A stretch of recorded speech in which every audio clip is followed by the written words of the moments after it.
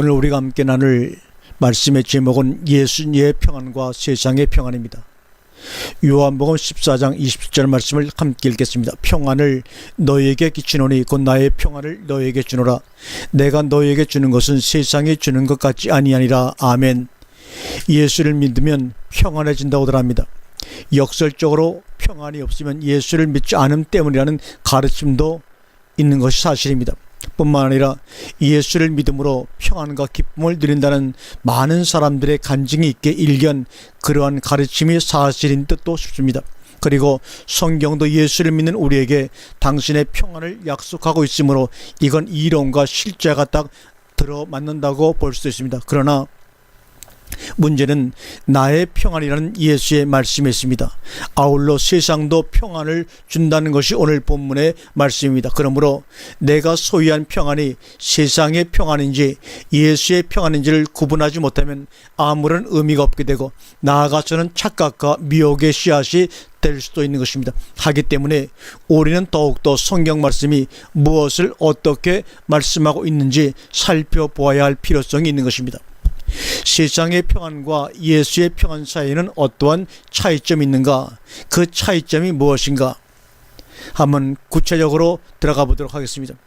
그런데 이 질문을 유심히 우리가 보면 놀라운 것은 평안이라는 말에는 아무런 차이가 없다는 점입니다. 다만 그 평안이 누구로부터 온 것이냐는 차이만 있을 뿐입니다. 그러므로 세상도 예수도 똑같이 제공할 수 있는 평안이 무엇을 의미하는가를 먼저 알 필요가 있는 것입니다. 평안이란 무엇인가? 이 평안이란 말로 헬라어를 에이레네라는 말을 사용했어요. 에이레네. 이 말은 에이로라는 단어에서 유래가 된 것입니다. 에이로는 무슨 말이냐? 연합하다, 결합하다, 즉 투 조인, 결합해서 하나가 되는 것입니다.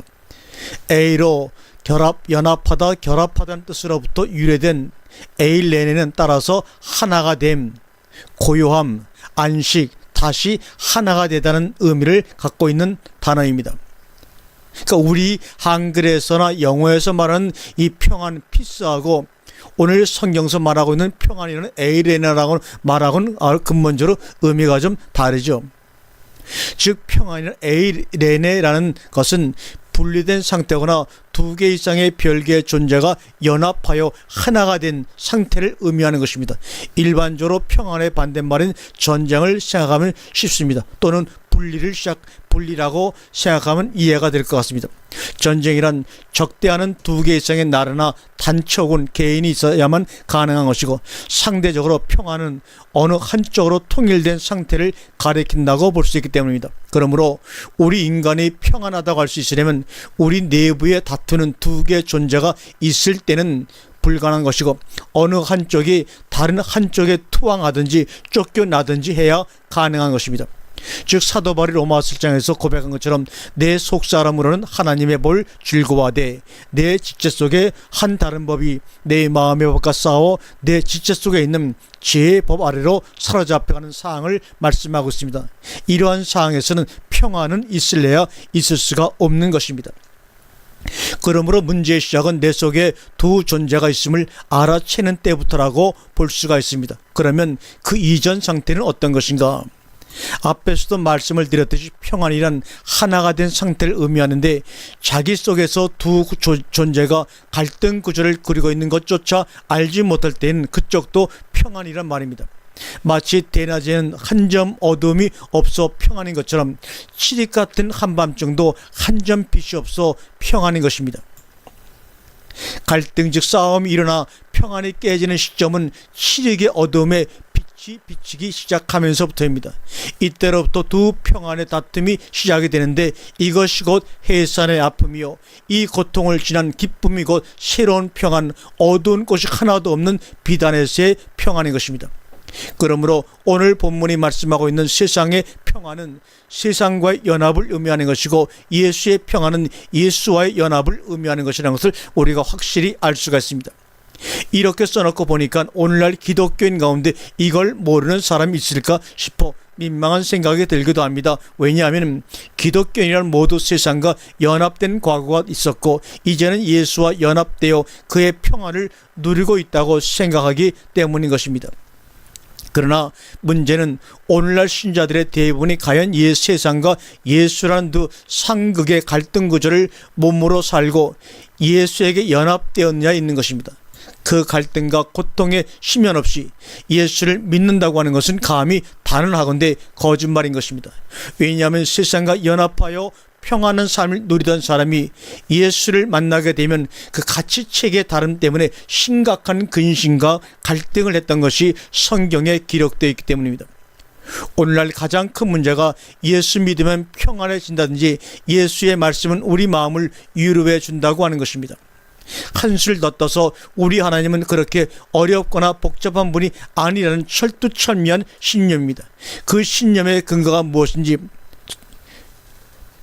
오늘은 궁금하게 정말로 짝이 없습니다. 과연 성경 역사를 통하여 예수를 만나 그의 말씀을 들은 사람들이 평안했던가? 너무나 많은 사람들이 그렇지 못했음을 성경은 증거하고 있습니다. 예를 들어볼까요? 재물이라는 세상과 하나 되어 평안히 살던 부자 청년이 그래도 영생에 관심이 있어서 예수께 질문합니다. 무슨 선한 일을 하여야 영생을 얻으리까? 내가 온전하고자 할 텐데 가서 내 소유를 팔아 가난한 자들에게 주라. 그리고 와서 나를 쫓으라. 그래서 어떻게 되었습니까?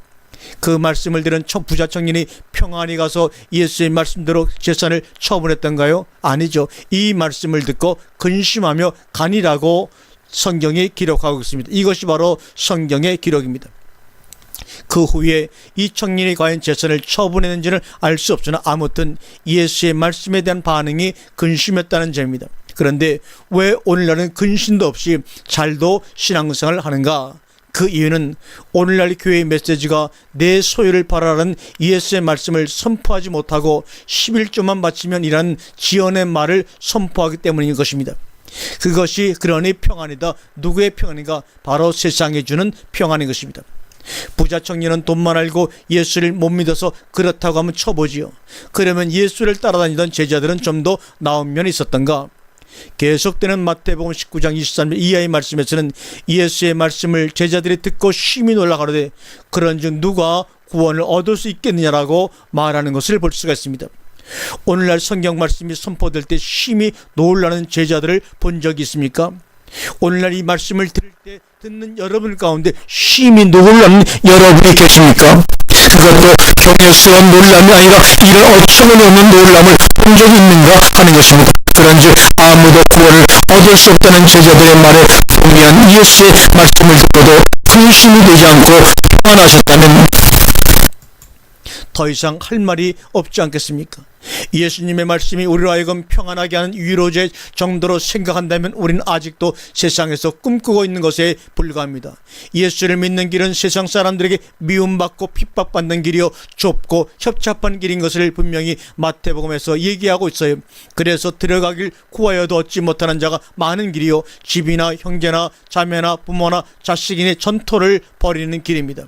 뿐만 아니라 자기를 부인하고 자기 십자가를 지는 길이며 나아가 자기 목숨을 잃는 길이 바로 주님을 따르는 길입니다. 이렇게 이 세상에서는 외국인과 나그네 길을 가는 사람들이 예수를 따르는 사람이라고 성경은 목이 아프게 외치고 있는데 세상적으로 잘 되는 것이 하나님께 영광을 돌려드리는 것이요 그러므로서 믿지 않는 자들에게 본이 된다는 탐심으로 인하여 지은 말에도 잘도 속아 넘어가고 있으니 딱하고도 한심한 일이 아닐 수가 없습니다. 그러므로 성경은 우리에게 망대를 세우기 전에 미리 앉아 그 비용을 예산해 보라고 가르치고 있습니다. 그리고 비용 예산이 맞지 않거든 아예 기초공사도 하지 말라고 요구하고 있는 것입니다. 왜냐하면 보는 자가 다 비웃기 때문입니다.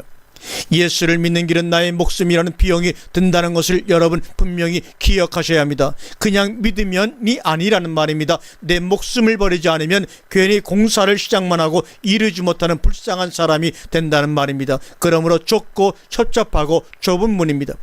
자기 목숨을 위하여 전심전력으로 사는 삶이 주는 평안이 있는데 이것이 곧 세상이 주는 평안이며 자기 목숨을 잃음으로써 얻는 평안이 있는데 이것이 곧 예수의 평안인 것입니다. 둘 다 평안이라는 말을 쓸 수 있는 것은 전자는 자기 목숨 위의 것이 보이지 않음으로써의 평안이요, 후자는 자기 목숨이 없어지고 십자가에서 예수와 함께 죽음으로 그리스도의 생명으로 살기 때문에 주어지는 평안인 것입니다. 근심이 있고 갈등이 있다는 얘기는 자기 목숨과 그리스도의 생명 사이에 방황한다는 말이기도 합니다. 몸으로는 자기 목숨을 위하여 살면서 입으로는 그리스도를 믿는다고 자랑스러워할 일이 아닌 것입니다. 세상이 주는 평안, 가볍게 무시할 수 있는 성질의 것이 아님을 우리는 경험상으로 알고 있지 않습니까? 더군다나 여기서 말하는 세상이 일반적으로 생각하는 세상이 아닙니다. 부정과 부패가 난무하는 저 로마 백성들이 아니라 하나님을 향하여 기도하던 유대 백성들이 곧 세상입니다. 즉 말로는 하나님을 사랑한다고 하면서 그의 계명을 가지고 지키는 것은 무엇인지도 모르는, 그래서 진리의 영을 받지 못하는 대상이고 세상이란 말입니다. 다른 말로 하면 자기 목숨을 위하여 신앙생활하는 사람들이 성경적 세상 사람이라는 것입니다. 세상은 이런 사람들에게 자기의 평안을 선물하는데 이것이 곧 기도함으로써 누리는 평안이요, 구제함으로써 가지는 평안입니다. 그래서 어렵사리 큰일 한 건 하고 나면 몸은 피곤해도 소위 영혼은 하나님 앞에 뿌듯하고 자랑스럽고 평안한 것입니다. 그러나 이 모든 것은 어떠한 일을 자기가 함으로써 주어지는 것들이요, 자기 신앙의 수준에 따라 조령모계로 변하는 평안인 것입니다. 그래서 하나님 앞에 열심히 살지 못하면 죄성스럽고, 그래서 또 눈물을 흘리며 회개기도 하고 나면 속이 후련하고, 그러면 또 그 용서에 감격해서 평안하고 마치 남비에 죽 끓듯 다람쥐 채바퀴 돌듯이 하는 것이 오늘날의 신앙의 형태입니다. 신앙의 주체가 그것은 나에게 있기 때문입니다. 예수를 믿는다는 것은 주체의 옮김을 뜻합니다. 즉 나의 평안이 아니라 예수의 평안을 가지게 된다는 말인데, 따라서 주체가 예수이므로 나의 행위나 감정적 변화에 전혀 영향을 받을 필요가 없게 되는 것입니다. 내가 기도를 하건 아니하건 예배를 드리건 안 드리건 상관이 없다는 말입니다. 그렇게 해야만 평안한 사람은 아직 예수의 평안이 무엇인지 모르고 세상에 주는 평안을 예수의 그것인 줄 착각하고 있는 것입니다. 즉 우리가 하나님을 사랑함으로 평안한 것이 아니라 하나님의 사랑을 받음으로 평안한 것이기 때문입니다. 사랑을 받아본 사람만이 사랑할 수가 있습니다. 하나님의 사랑을 모르고 하나님을 사랑함으로써 누리는 평안이 곧 세상에 주는 평안입니다. 이것은 분명히 예수의 평안과는 본질이 다른 것입니다. 왜냐하면 전자는 우리가 하나님을 사랑할 때만 누리는 평안이요, 후자는 그냥 내 속에 존재하는 평안이기 때문입니다. 그래서 오늘 본문에 끼치노니 하는 말은 아피에미로서 허락하다, 곁에 두다 이런 말입니다. 즉 너희를 평안하게 해주겠다는 말씀이 아니라 너희에게 평안을 허락한다는 말입니다. 이것은 곧 나의 평안인데 26절에 곧 아버지께서 내 이름으로 보내실 진리의 성령이시오 다른 보혜사이신 것입니다. 여기서 내 이름이라고 하는 것은 by the name, 내 이름으로가 아니라 in the name, 내 이름 안에서입니다. 곧 내 아버지께서 내 이름으로 보내실 때 내 이름으로는 영어의 by the name이 아니라 in the name임을 여러분 기억하시기 바랍니다. 그러므로 우리는 하나님의 자녀이면서 평안의 아들이 되는 것입니다. 세상이 주는 평안도 맛보고 예수님께서 주는 평안도 맛을 본 사람만이 이 세상의 평안을 알 수가 있습니다. 세상이 주는 평안으로 잘 먹고 잘 살던 경험이 과거지사가 아닌 사람은 현재 삶이 그것이라는 반증입니다. 그래서 세상이 주는 평안이 크면 클수록 하나님의 평안을 거부하게 되는 것입니다. 그러므로 저희가 평안하다 안전하다 할 그때 잉태된 여자에게 해산 고통이 이름과 같이 멸망이 홀이니 저에게 이르니 결단코 피하지 못하리라고 데살로니가전서 5장 3절에 말씀하고 있습니다. 모쪼록 하나님의 평안을 선물로 받아서 세상의 평안에 만족하며 사는 사람들에게 하나님의 평안을 소개하는 사람들이 되시길 간절히 바랍니다. 합평케 하는 자는 복이 있나니 저희가 하나님의 아들이라 일컬음을 받을 것이며 아멘.